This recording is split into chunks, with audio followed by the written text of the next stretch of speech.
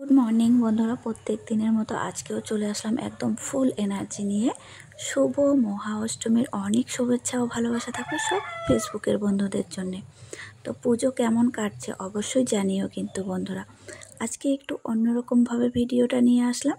তো সকাল সকাল লেপা মোছা, এই কদিন তো পুজো পার্বণ চলছে, তাই লেপা মোছাও মনে করো প্রত্যেক দিনই চলবে, তাই না?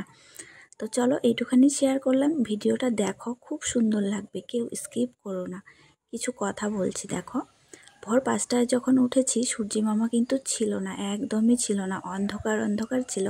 বাট এখন একটু উঠতেছে, কিন্তু ফুলগুলো এখনও ফুটে ওঠেনি পুরোপুরিভাবে। যখন সূর্যি মামাটা উঠে পড়বে ফুলগুলো মানে ফুটে উঠবে।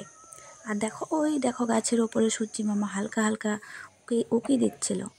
আর এদিকে দেখো মোরগটা সকাল সকাল কি সুন্দর করে হাঁটাচলা করছে। আর হচ্ছে ফুলগুলো মানে ফোটার কি বলতো কিছুটা সময় লাগে। এই ফুলগুলো যখন ভোরের আলো পুরোপুরিভাবে হয়ে যায় তখন কিন্তু ফুটে একদম বড় হয়ে যায়।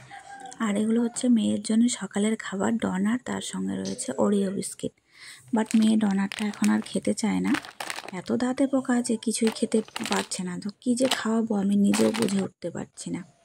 আর আমাদের লঙ্কা গাছে দেখো 2-3টে লঙ্কা কিন্তু পেকেও গেছে।